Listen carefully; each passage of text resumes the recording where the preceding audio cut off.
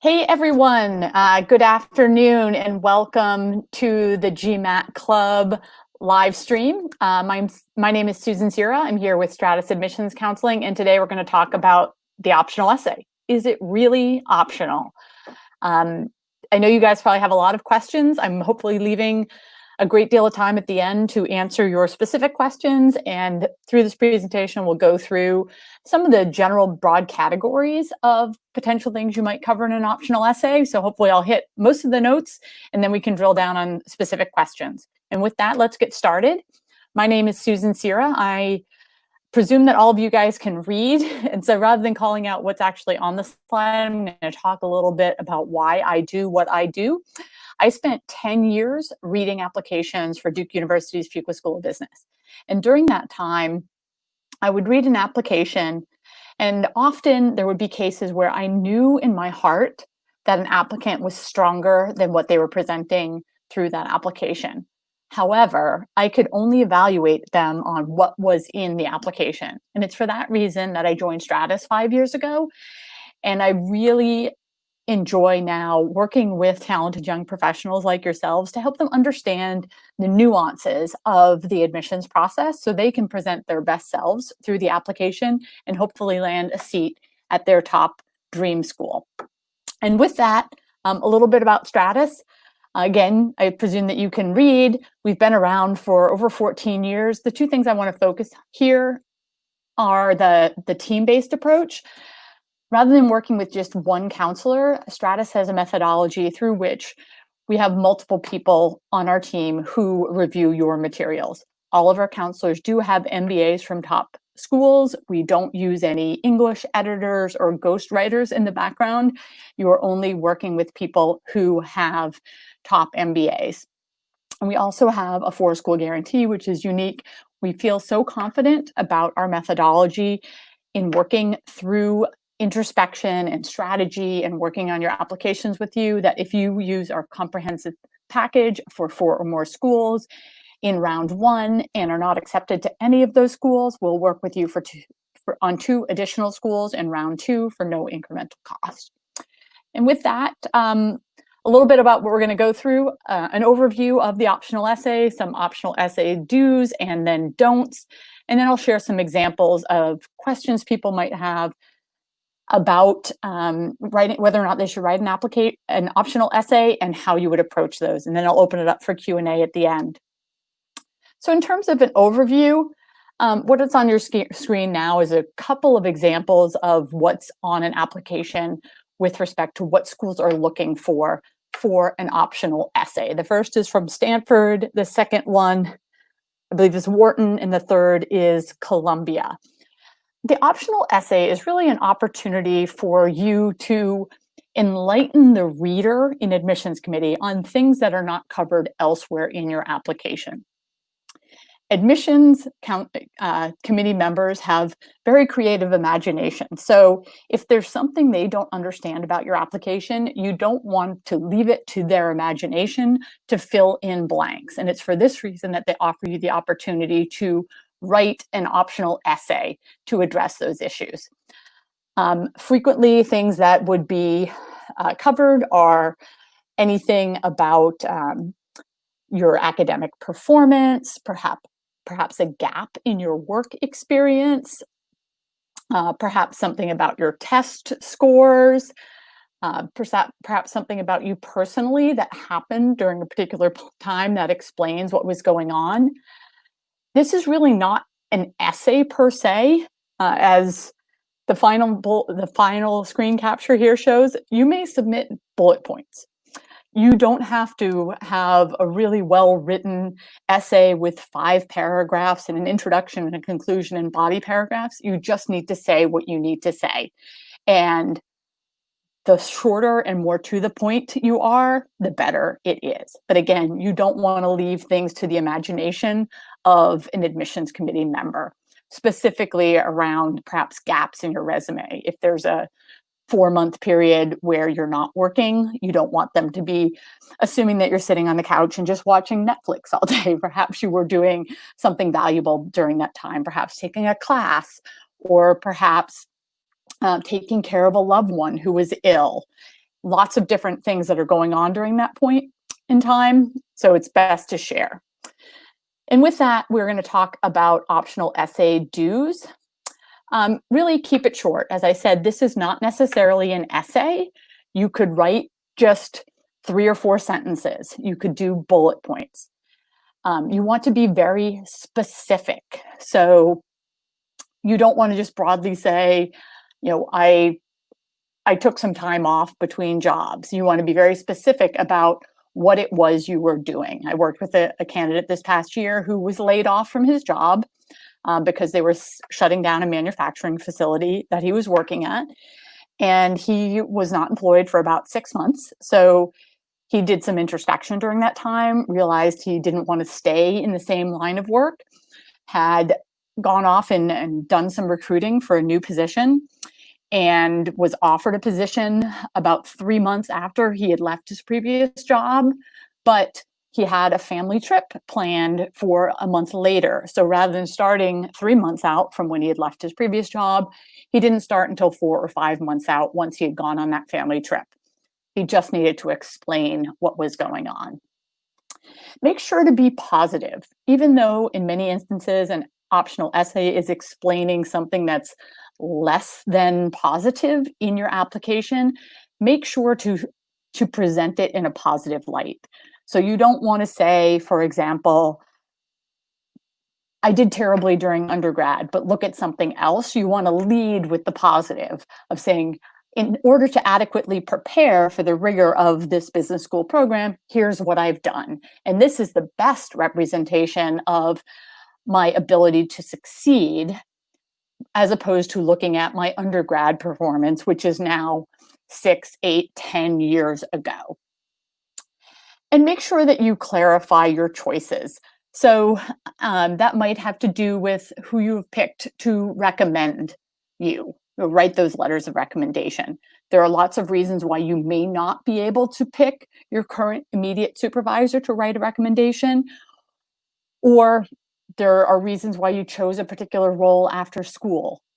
Make sure that you are being really clear in explaining what you have done and why you have decided certain things in your application.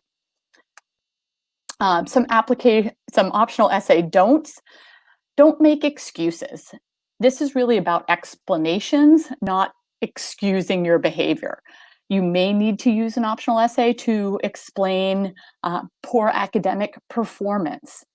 So rather than saying, I was a terrible student or something along those lines, you might say, I was not well prepared going into university out of high school because I came from a large public high school and was not accustomed to the rigor of the classes. And then explain what you did to improve after a bumpy start. Don't share too much information. You want to find the balance of giving enough insight to admissions committee versus oversharing, perhaps, sharing something perhaps too personal or something that might make the reader uncomfortable in knowing something about you. Don't include unnecessary material. I often use this example of something that I experienced when I was at Duke, where I got to the optional essay, and it was a full page, maybe a page and a half long, and I start reading, and it's like, what the heck is this? And essentially, the applicant had a great essay they had written for some other school, and they thought they would share it. That is absolutely unnecessary, and really, you're not going to win the hearts of any admissions reader by giving them a really great essay you wrote for another school. And I talked earlier about keeping it short. Don't feel obligated to meet the word limit. If they give you 500 words and you can say what you need to say in 75, be done with it. And again, with building on what I said previously, this doesn't really need to be an essay. So if you have 2 or 3 different things that you need to share or cover in your optional essay, you don't have to have transition sentences. You could, put something in bold and say, choice of recommenders, and write 4 sentences about that. And then you could write gap in work experience and put that in bold and explain that. And you don't need to kind of blend them into a really nice narrative. And now we're going to jump into some examples. I do want to leave time for you guys to have your questions answered that are very specific, but I've kind of grouped these examples together on areas that are often covered in an optional essay. So the first is academics. So these are some things that you may be worrying about. My undergrad performance was not very strong. I got a C in one class my junior year, or whatever year it may have been. My undergrad transcript is not on a 4.0 scale. I'm not a very good standardized test taker. Or I've taken the GMAT or GRE 3 times and my score is way lower than the average. So let's break these down and address each one of them. So my undergrad performance was not very strong. Now, not very strong is not necessarily a quantifiable thing. I know that people may feel that they're obligated to explain a 3.5 GPA if the average GPA at a particular school is a 3.7. Undergrad performance not very strong means something that's below the 80% range for a particular school. So on a 4.0 scale, that's typically, the 80% range will typically be something like 3.3 to a 3.9 perhaps. So if you're below that 80% range, that's when you might want to address your academic performance. And you simply need to explain what was going on. Think about doing what we refer to as data mining your transcript. So if perhaps you have a 3.15 overall, but if you looked at just your junior and senior years, you would have a 3.5, you might highlight that. Or if you have a 3.2 overall, but your major GPA is a 3.6, you might highlight that. If there was something about your undergrad experience where, perhaps you got mono, or, perhaps you, during your first year, and this was a real story with one of my clients, were traveling, you were living at home and spending an hour traveling to university every day and an hour traveling home because your family couldn't afford for you to live on campus. And your academic performance suffered because you were spending so much time doing that travel and were not able to invest that time in your studies. But if you disregard that first year and look only at the sophomore, junior, and senior years, the performance is substantially better. So again, try to keep it positive. The next point, I got a C in one class my junior year. This was a real example with a client I worked with who had, I think, a 3.5 or a 3.6 overall GPA, but was insistent that she needed to explain that one C that she had one year during one semester. And quite frankly, admissions committees probably are not going to look very closely at your transcript if it is above the average or very close to the average. Yet calling attention to one C may cause them to go and look at your transcript. And they may not have even noticed that C because they looked at a 3.5 or a 3.6 and said, oh, great, this person studied economics and they have another major in art history. Fantastic. And done. They wouldn't look any further. Beware of bringing attention to something that doesn't deserve any attention from admissions.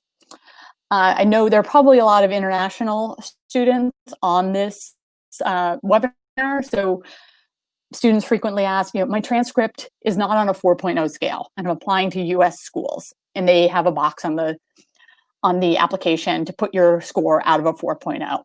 Do I need to use the optional essay to translate what a 5.0 scale in Singapore means, or what it means to be first class or first division in India?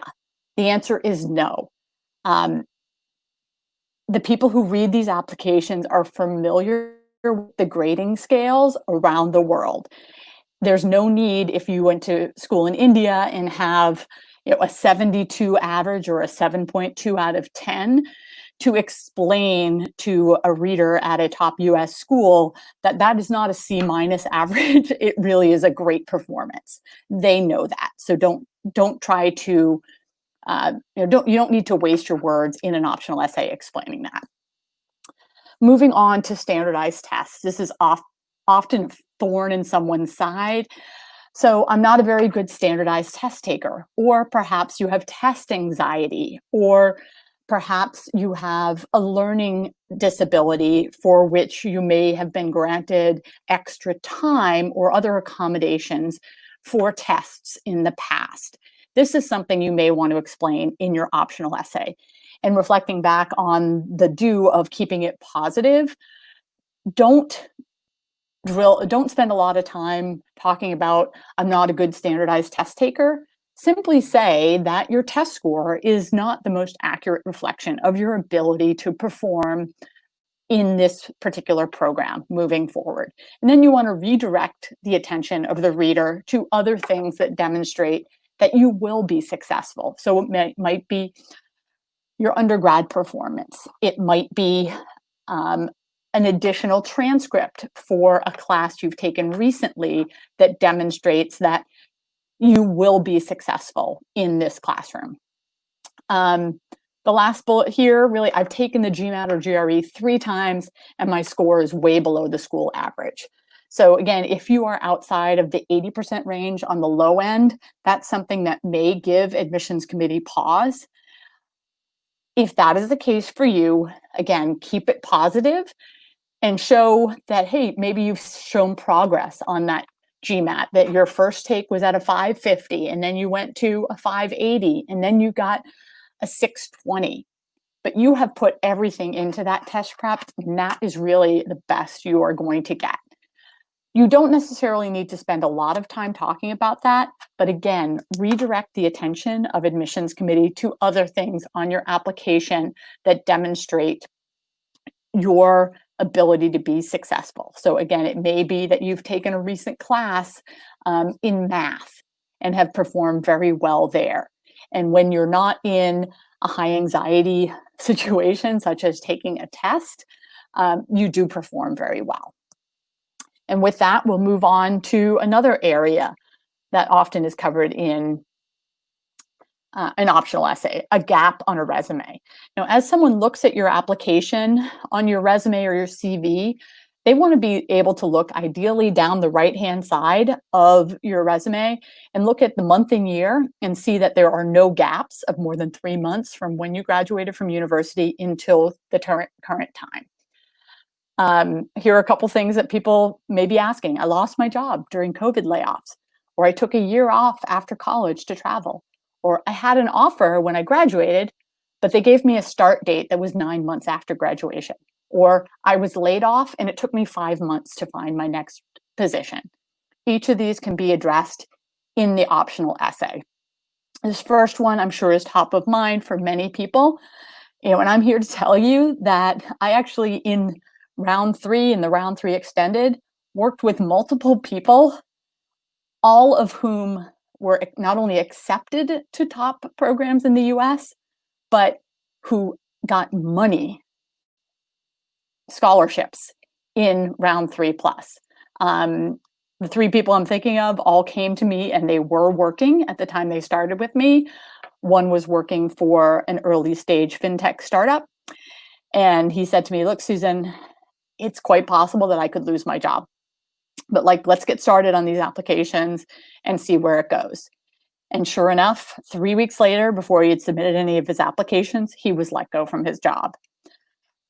It was simple enough to write about 2 sentences in an optional essay saying, I had just started this job in January, which was the case for this particular applicant. The company had furloughed and let go of workers in response to the COVID pandemic, and I was among those who have lost their job. This guy is going to a top 15 school, and I just found out yesterday that they have given him $20,000 in merit scholarship, so a great outcome for him.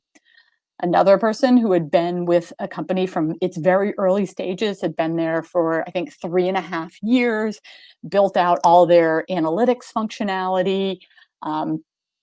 When they had no IT team. And after she and I had been working together for probably a month, but before she submitted applications, she was let go.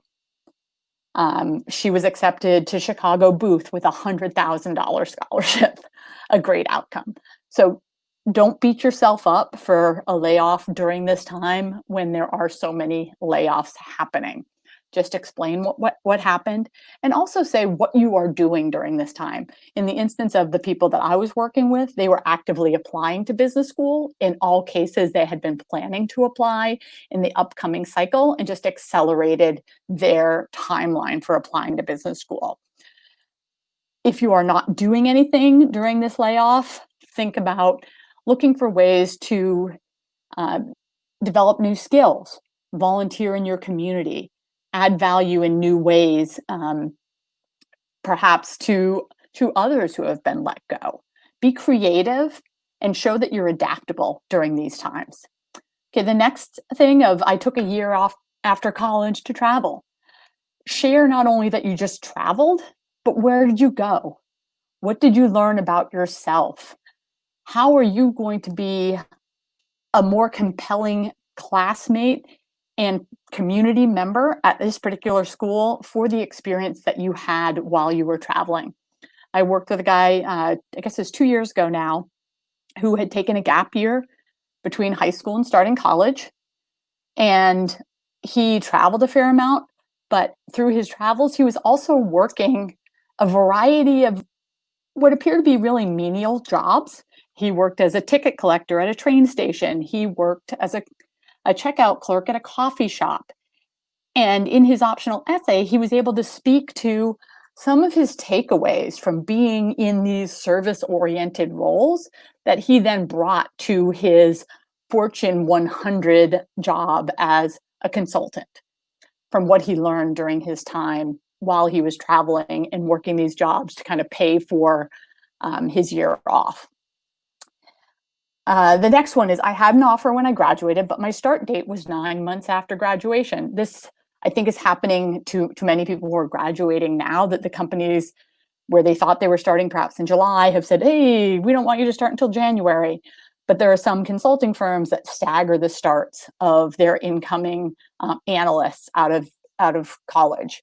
And I've worked with several of these people where they graduated in May, but we're told, we don't want you to start until October, or you're going to be in our January start group. So what did you do during that time? Perhaps it's some of the travel. Perhaps it's spending time with family.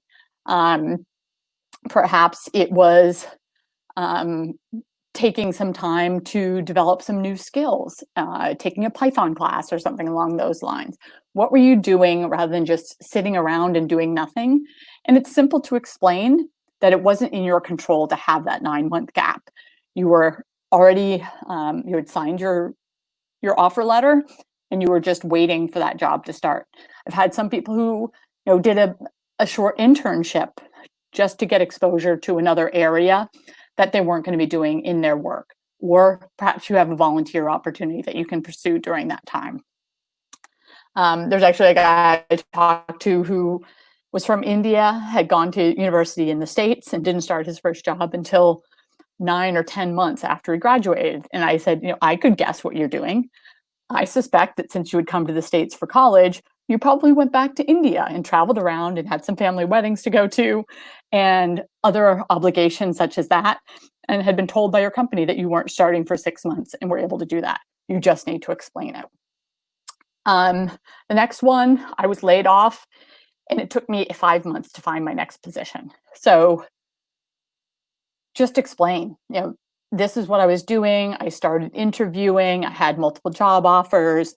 They put a start date when they put it. Or it might be an instance of you have a significant other who relocated for work and you had to leave your job and move somewhere different.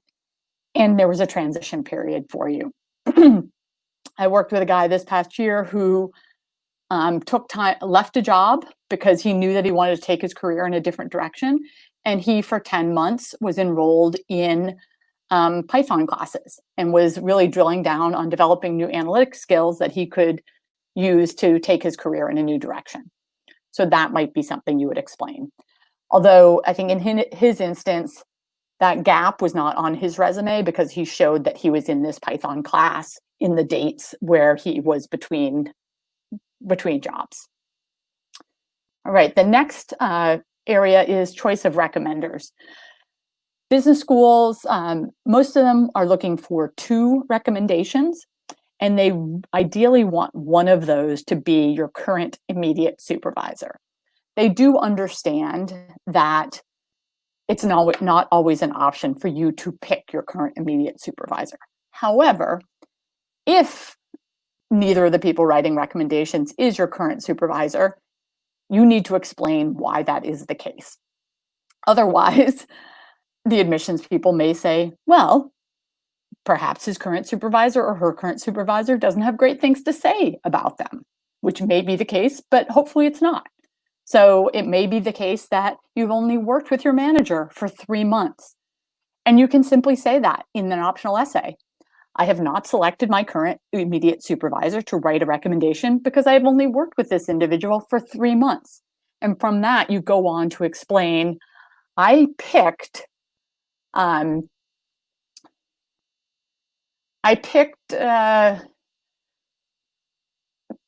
this particular person, Chris Fish, to be my recommender, and here's what qualifies him.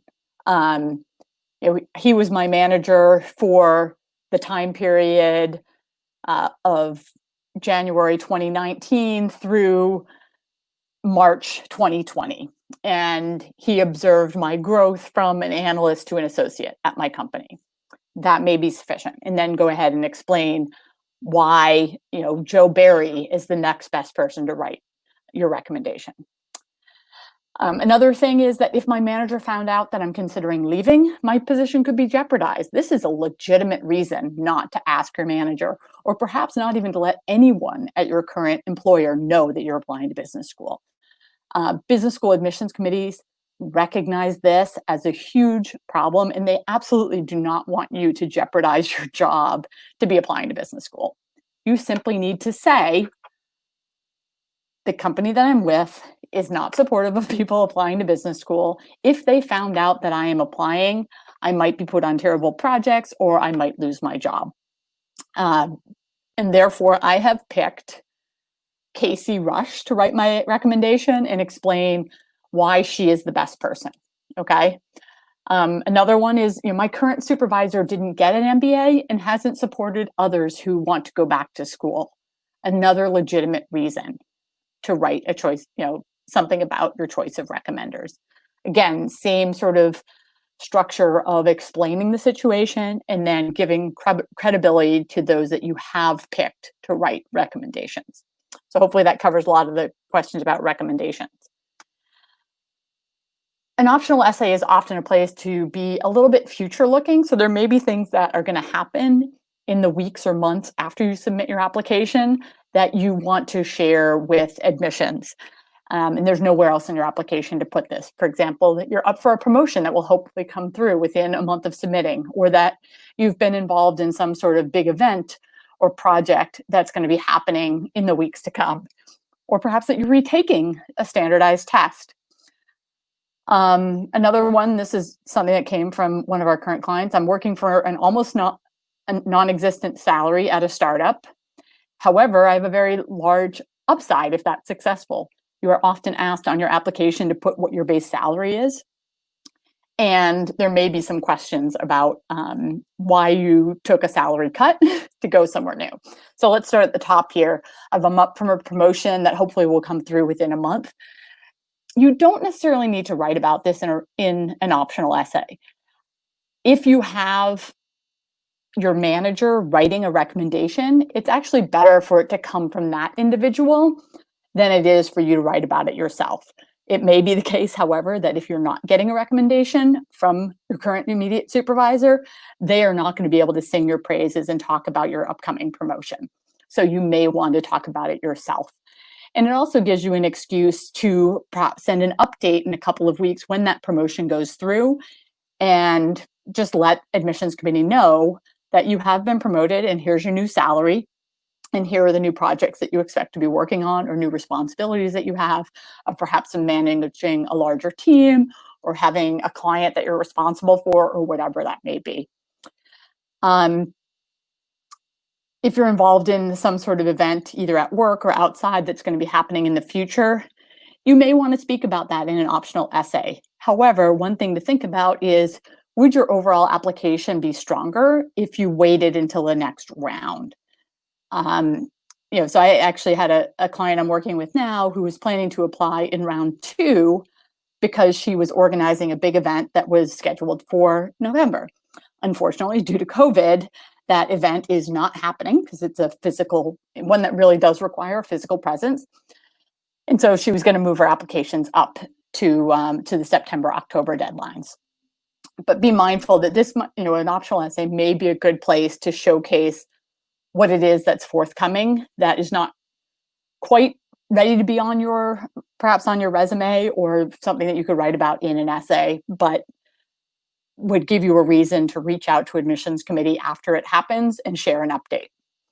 The retaking of the test, absolutely. If you are planning to retake that test and will have an update to provide, or if perhaps you are in process of taking an additional class and will be completing that in the next few weeks, share that in your optional essay and note that you will update the admissions committee when you have a new test score or when you complete that class and have a transcript to share with them. Similarly, working for no salary, an optional essay is a great way to explain that this was a great opportunity for you to take to develop some new skills and knowledge, and it required that you take an equity stake in the company.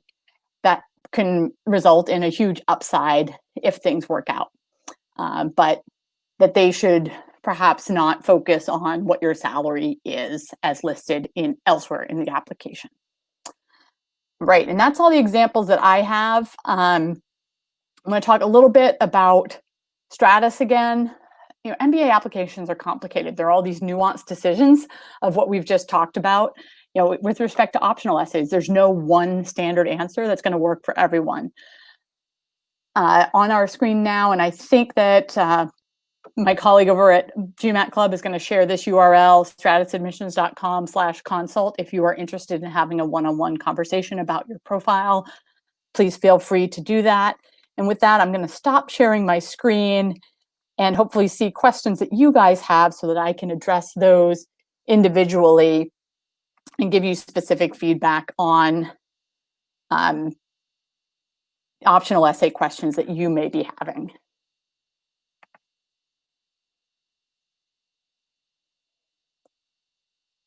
And with that, any questions that you guys have? All right. Is it okay to build upon your positives in an optional essay? If so, where would you draw the line between legitimate positive and unnecessary information? Good question, Rory. It really depends. Your positives should come across elsewhere in the application. So I'm not sure, if you can be more specific on what it is that you think you need to build more on. But the essays that they're asking you to answer should cover everything they want to know about you, and you should be able to tell your whole story in those responses.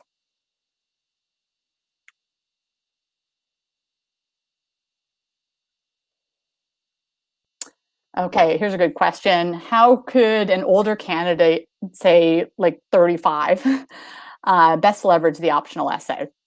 So for someone who's older, I would presume that you then have more years of work experience than your typical candidate. Ideally, you have explained why you need an MBA and why now through the application itself, the standard essays. But if there's something that wasn't captured in there in terms of the value that you bring to the program for having had more years of work experience, it may be worth doing an optional essay. But frankly, you should be covering why now elsewhere in the application and should not need to do an optional essay.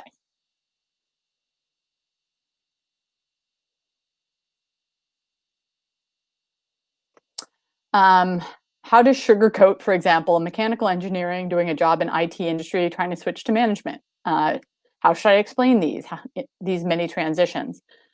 So I'm not sure if it's the transition you're trying to make through an MBA, but in most applications, you're going to have the opportunity to share what your goals are post-MBA, and there are plenty of engineers who want to switch into management. They don't want to be an engineer forever. I have a son who's studying engineering and already knows that he doesn't want to do it forever. Your resume should show that transition, you're within management, but one thing that you should focus on as an engineer is understanding that you're trying to solve problems. And that's a strength of many engineers. They know how to break down a problem and solve it. The problem you are trying to solve now is perhaps bigger than just an engineering problem, and you need to develop skills and knowledge to be able to approach problems in new and different ways. Perhaps you need to develop your leadership skills in some capacity, be able to manage larger teams. You should be able to be explaining these things in other parts of your application. You should not be using the optional essay to explain why you want an MBA.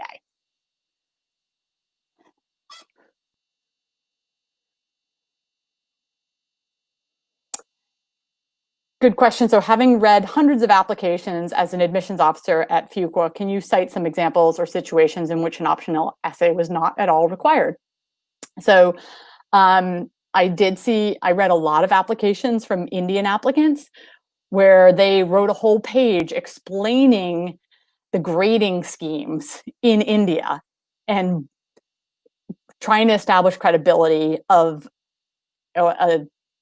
a transcript that showed that they had a 75 out of 100, which before I read any of that, I already knew that a 75 out of 100 was a great performance undergrad. So that's one example of something that was not at all required.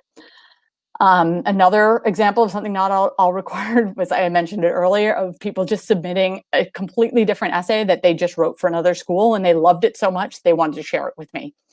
And honestly, that really ticked me off.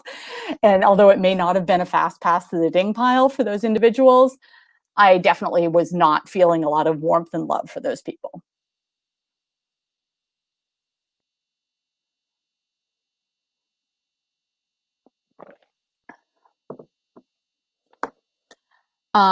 Here's a question. I went to the US for my undergrad, and for the first couple of months, I was freelancing, but continuously employed by an agency all through my first year.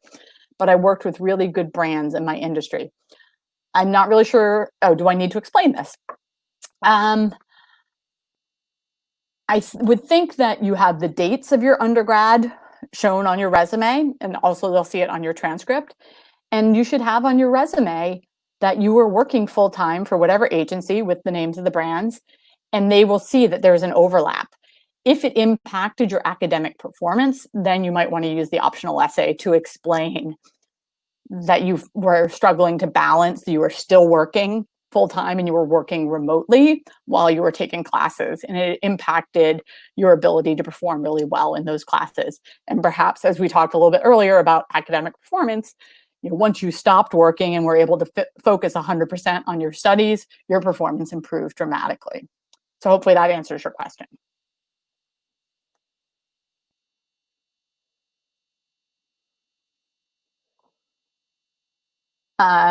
This individual wants to know, would Stratos work with an applicant who has 9 years of experience but has acquired his undergrad degree while working and wishes to pursue a full-time MBA? Where does this information really fit?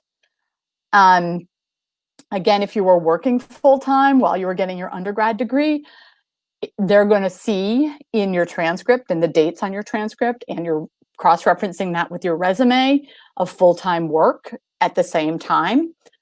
So they will know that you were working during your undergrad. I'm not sure if the question is, if you were going to school full-time and working full-time, why would you stop working to go get an MBA full-time? And I don't know that you necessarily need to explain that. You need to explain why you need an MBA and why now is the right time to get it. 9 years of work experience is longer than the average for most business schools. However, if some of that work experience was during your undergrad, say it's 4 or 5 years, your years of work experience post undergrad is probably only 4 or 5 years. And also, if you were working full-time during undergrad, you are likely still under 30, so your age is right at the average of these top schools. You're not 9 years out from age from 22 when you graduated. So I think I've answered your question, but I'm not quite sure. Again, when an admissions committee can cross-reference the dates on your resume, on your transcript, and other points in your application, you don't necessarily need to explain, unless there's a challenge with your performance. This is a great question. I'm glad you brought this up. I have patents to my name. Should I add them separately in an optional essay or in other essays? I don't want to overdo. So a couple things. Are the patents relevant to the work you're doing now and the direction you want to head post-MBA? If they are, you may want to add them somewhere. There may be a place on the application itself. You might want to put your patents on your resume or CV. I don't know that they necessarily will fit into another essay. A lot of essays are about goals or about leadership, and it may be that you were leading a team and your name is one of a few on a patent. I wouldn't emphasize that incredibly. Again, it depends on what the relationship is between your patent and why you want to get an MBA.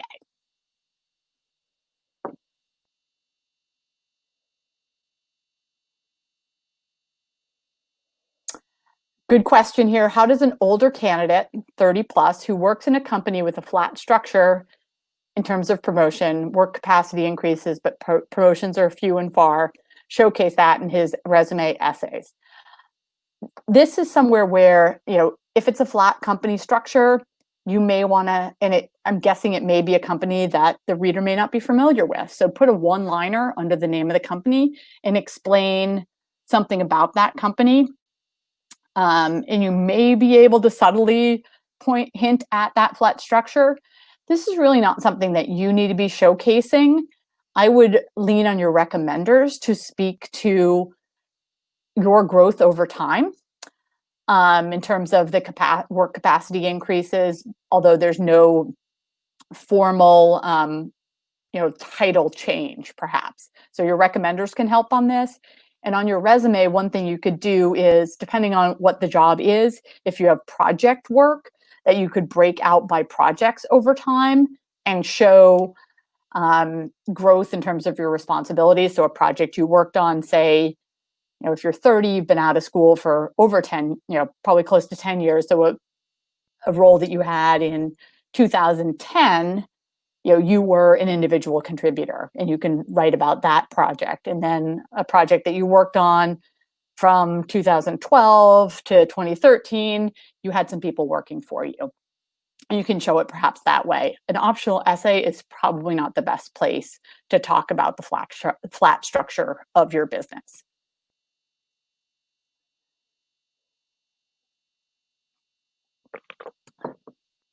This is a nice question. For someone working full-time and having started an own venture on the side, can you write about this in the optional essay? Your own venture on the side can probably be on your resume.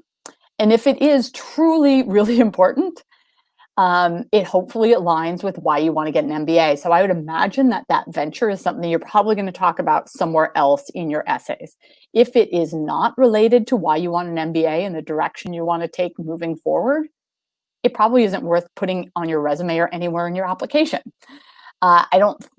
I'm trying to think of an instance where you would have something in terms of a venture that is unrelated to your plans for the future. So hopefully that answers your question. I don't think it belongs in an optional essay. Hopefully it relates to the goals that you're talking about in one of the regular essays, or perhaps it's a leadership story you could talk about in a leadership essay, things along those lines.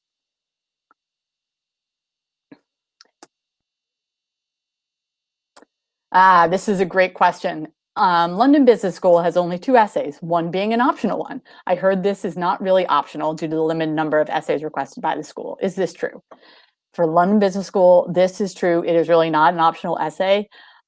If you opt not to do their optional essay, you are missing the opportunity to share more information about yourself. If someone happens to have it right in front of them, would love for someone to post up what that optional essay is, because I'm glad you brought this up, because that is an example of, you really should do this because you've missed the opportunity to share more information about yourself, because I think it's about your background.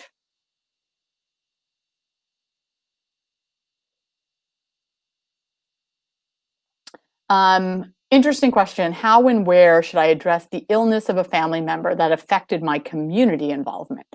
So I'm not sure what you mean by your community involvement. Perhaps you were involved in some sort of activity in a leadership role and had to step down or take a step back because you had an illness with your family member. Caring for your loved ones demonstrates something that may be core to who you are and the commitment that you have to those you care about. So definitely, I think an optional essay is somewhere where you can address that. The effect on your community involvement needs to be clear. And if you weren't doing anything and you were never involved in community initiatives because you had this responsibility in your household, then you can possibly write about caring for loved ones. There's actually a guy I worked with this past year whose father had some sort of illness. And when he graduated from college, he spent 3 months or 4 months with his family, making sure that giving his mother a break from full-time caring for his father. He had very limited community involvement in the 3 years that he's been working because he was living in San Diego. His parents were in LA, and every weekend he went up and took care of his family. He's heading to Booth, where one of the Booth essays was all about, how have your choices influenced you, and basically how are you going to choose to use your time at Booth? And he wrote about the choice of caring for his father, who had immigrated to this country to set him up for success in his future, and in him feeling very obligated and responsible for taking care of his father during his time of need. And it was a lovely story. So hopefully you can find that right place in your application to integrate that into your narrative.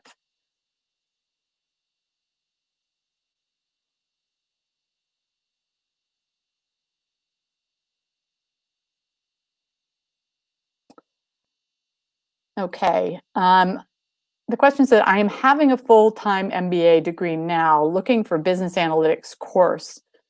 What strategy will be useful? I got into analytics some months back, and it is where I'm planning to take my future plans. So I think what this individual is saying is they already have an MBA, but they are looking to pursue some coursework in business analytics. What would be the right way to go? I'm not sure if I'm interpreting this question correctly. If you already have a full-time MBA, then you can easily take business analytics courses kind of piecemeal. I'm not sure how, if it's important to have, a master's in business analytics to supplement your MBA in order to achieve, to get the jobs that you're looking to get in the future. So it may be that if you're working full-time, you can take classes at night or through Coursera or something to develop those skills in business analytics, whether they be technical skills or interpretive skills. So hopefully that helps. I'm not sure that I'm understanding this question completely.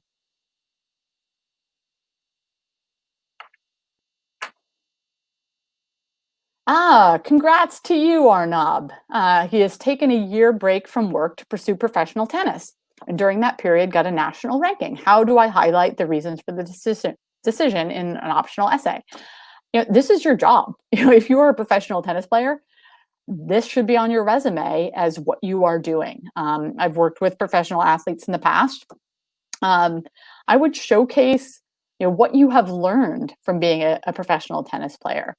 If you are getting national ranked, you are probably traveling around your country. You perhaps are traveling internationally and engaging with people from around the world who are also top tennis players. What have you learned from those experiences? So you may be able to use the optional essay to speak a little bit more to the lessons learned from playing tennis. I don't know that you necessarily need to. I think your resume should show that you were playing tennis full time. And the optional essay may or may not need to touch on that. Because one thing to keep in mind, and you guys may not know this, and I apologize for not touching on it earlier, if you have left a job on the application itself, it often says, reason for leaving the job. And you don't have, a whole essay worth of space to respond there, but you can say, left to focus on tennis full time. and achieved a national rank. So it may be right in that sort of block, text block, and the application itself may be sufficient for you. But congratulations to you on getting that national rank.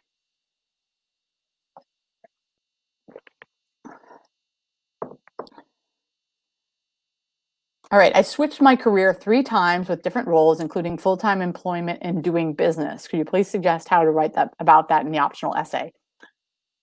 I'm not sure that you need an optional essay here. You just need to show on your resume or CV what these different roles are. And hopefully in the essays that you write, you can speak to how your previous experiences have set you up for going to business school and achieving whatever goals you set forth for yourself going forward.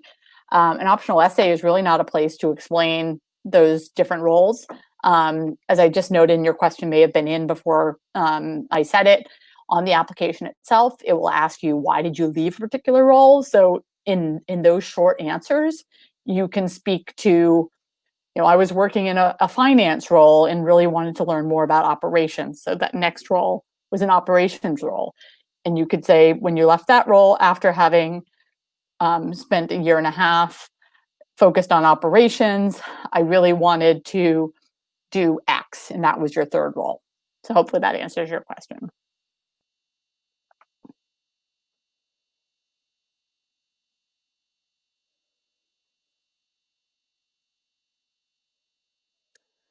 All right, I think I have answered all of your questions. So hopefully this has been helpful to you.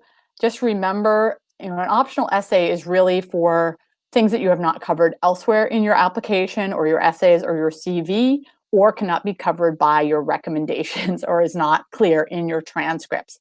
Use it sparingly, with the exception of LBS. So thank you to the person who brought that up. But I do wish you all the best on this application journey, and I wish you the best rest of your day and the weekend ahead. Take care.